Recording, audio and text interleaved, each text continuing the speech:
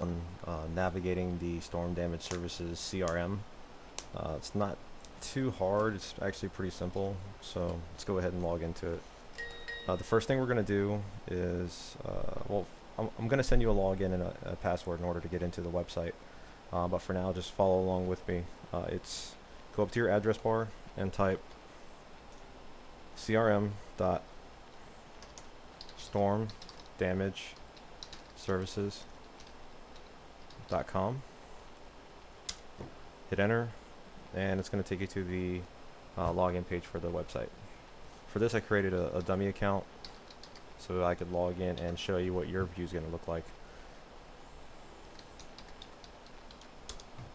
All right, you're going to log in, and this is the screen you're going to see. It doesn't look like there's a lot going on here. That's fine. There's not a lot of stuff that you need to mess with here. One of the first things you're going to look at, really the only one that's going to make any that you're going to do anything with, is one that says accounts, if ever. Right here under telemarketing, after you click accounts, there's going to be different sets of leads. Sometimes in the past we used to manual dial. Not to say that we won't in the future, but for now we're using a dialer. So these lists really don't mean anything for you right now, but they will serve a purpose. They're going to let me show you leads and how the leads are set as far as what information shows in them and what you can do with it. Alright, so I'm just picking a random lead here. What you see here is we see the first name, last name, address, city, state, zip in this address information part. Now you see where it says telemarketing information. We've got call disposition, set callback, set sales agent appointment, appointment set date, call center region. Now in this CRM there is no callback feature where you set a callback and then it notifies you with a pop-up saying callback. It does not do that. So what you're going to have to do is, if you ever set a callback in the CRM, you have to write down the information for the person that you need to call back to try to set the appointment with. All right. So one of the most important parts of managing your leads properly is the call disposition. When we call homeowners, we want to make sure that, if they tell us don't ever call here again, that we mark them as do not call. The last thing we want to do is get in trouble with the FCC because we didn't do what we were supposed to do. So when a person tells you, don't ever call here again, or I'm on the do not call list, please make sure to click on the drop down for call disposition, and where it says DNC, make sure just to change the call disposition to DNC, and it's going to save automatically when you change the disposition. Right now, let's go ahead and take a look at what we have in call disposition here. We have lots of different dispositions we can use when we're calling people. The first disposition is appointment first. We're never going to do an appointment second or an appointment third. We just don't use those. Appointment first, that's if you set the appointment. We're going to change the call disposition to that. Callback is if, let's say, somebody says, I'm not going to be home until, tomorrow at 7. You can give me a call then. Go ahead and set up a callback time, write it down on a piece of paper and save it, so that way, the following day you can give them a call. Disconnected fax, we all know what a disconnected fax sounds like. Just go ahead and change it to that if that's the case. Left message, I don't use that much. With this type of work, leaving a message really doesn't do too much. I mean, that's more along the lines of a callback if you find the time to call them back. No answer callback means the person did not pick up the phone and we're going to call them back. No match means the information on the lead itself does not match the phone number that we just called. Not interested means pretty much self-explanatory there. If they're not interested, they're not interested. Go ahead and market that. Not qualified, changed insurance. That means they changed their insurance after the storms happen. No, excuse me, changed their insurance before the storms happen. Something along those lines. Basically, if they changed their insurance and they didn't have insurance during the time when the storm happened, they're not going to qualify. Inspected your roof means, somebody came out, looked at their roof, they told them, it's a brand new roof, there's nothing wrong with it. Inspected no damage, kind of the same thing, somebody went out there and told them, you're fine, there's no damage from hail. Metal roof, we don't do metal roofs. None of our customers do metal roofs, so we don't try to set those. Plus, it's really hard to damage a metal roof. Not qualified newer than 3 years. that falls in the same categories in the roof. It actually, you don't have to use that. Our qualifier is 5 years, so the 3-year rule that doesn't pertain to us in any way. Not qualified net homeowner. Sometimes we do get phone numbers for people that are renting. Just mark them as not homeowner. Privacy directory we don't use. Reschedule we don't use. And telesale we do not use because we don't sell anything. All right.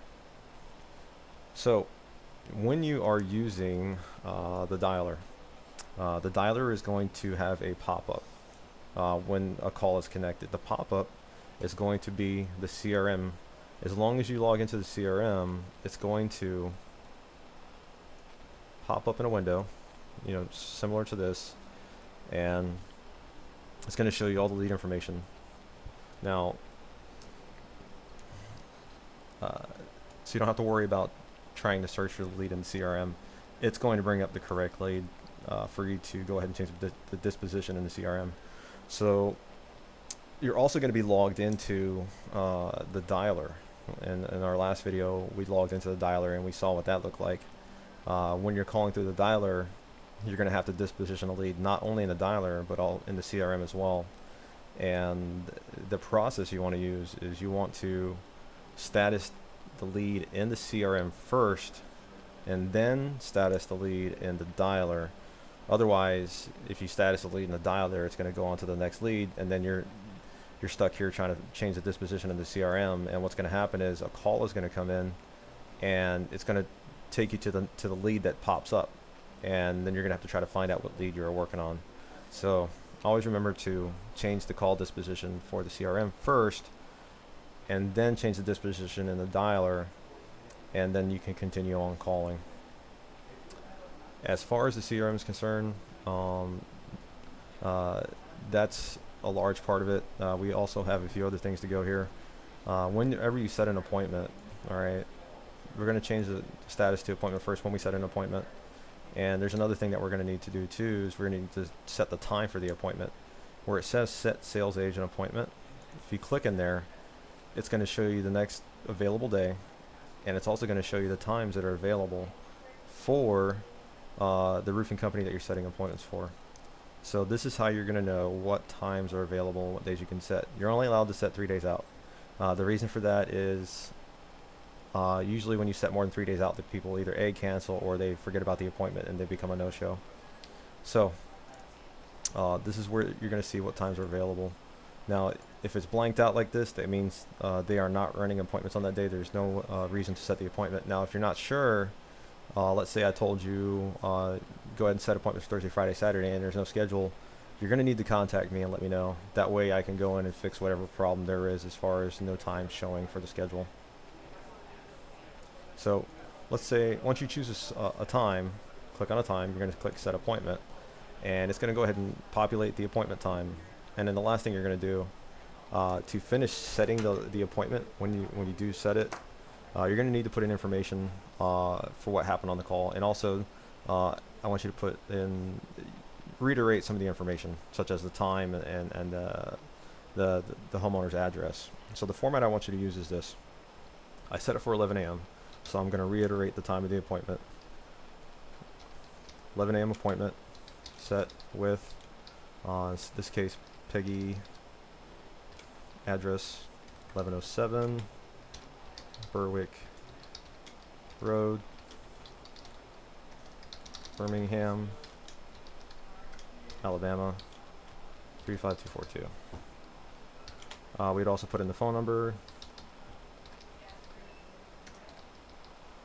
and then if there's any other information when you set the appointment, such as please be aware that there are dogs in the yard, so you'll put that in there too. So please be aware, homeowner has large dog. And at the very end, set by, and you can either put your initials or your name, so I'll just put my initials, and that's it. That's all you're going to need. Click OK, and it's going to put the information you just put in down here at the bottom. So what we have here is a set appointment in the CRM. So this is when you set an appointment with the homeowner, this is what it should look like at the end. You're going to have the time populated, and then you're also going to put in your notes, and that is complete. That's it. There's nothing more than that. So when you're done with setting the appointment in the CRM, you're going to go back to the dialer, you're going to disposition it, and you're going to continue to call. Right? Not a whole lot more to it than that.